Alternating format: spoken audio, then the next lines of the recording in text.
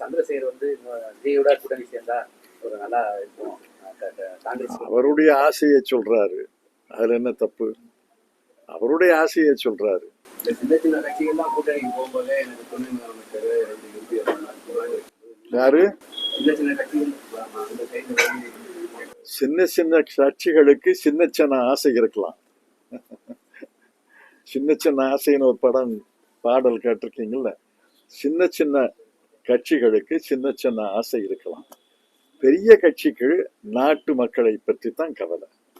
திமுகவுக்கும் காங்கிரஸுக்கும் இடையில பனிப்போர் நடக்குது, கருத்து வேறுபாடு. அதெல்லாம் தேவையில்லாம அலட்டி கொள்றாங்க. திமுக தலைமையும் காங்கிரஸ் தலைமையும் பேசும். இறுதியில திமுக தலைவரும் காங்கிரஸ் தலைவர்களும் பேசுவார்கள். அது பேச்சு நேற்றே தொடங்கிவிட்டது. அதுல ஒரு முடிவு வரும்.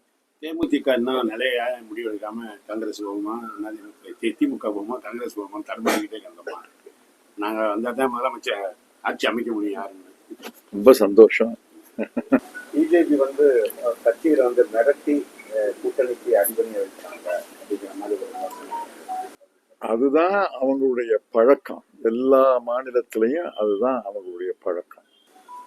மகாராஷ்டிரா சிறந்த உதாரணம். கட்சியை உடைப்பது,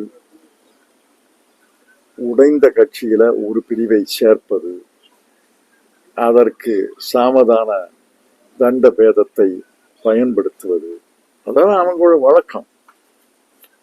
விமான வழக்கு அஜித் பவார் இருந்தது சந்தேகமானது மொத்தமானது. அதுல ஒன்றும் சந்தேகம் இல்லை. அது ஒரு விபத்து, கோர விபத்து. அதை சரத் பவார் அவர்களே சொல்கிறார்கள். இது கோர விபத்து. அந்த செய்திகளை எல்லாம் பார்க்கும்போது இது துயரமான செய்தி. இதிலெல்லாம்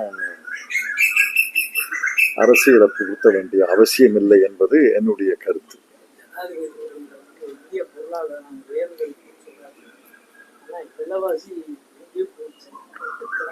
நாங்க பதில் சொல்லிட்டோமே. காங்கிரஸ் கட்சி நேத்தே பதில் சொல்லிருச்சு. அவரோட ஒவ்வொரு வாசகத்துக்கும் மறுமொழி போட்டிருக்கோம்.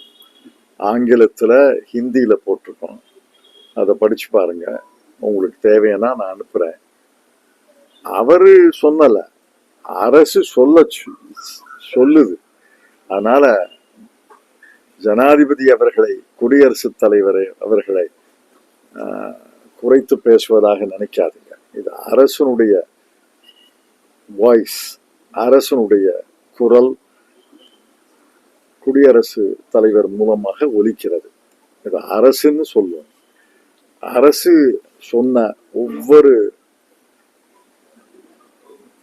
தம்பட்ட வாக்கியத்துக்கும் நாங்க பதில் போட்டுட்டோம். இதெல்லாம் தம்பட்டம், சுய பெருமை.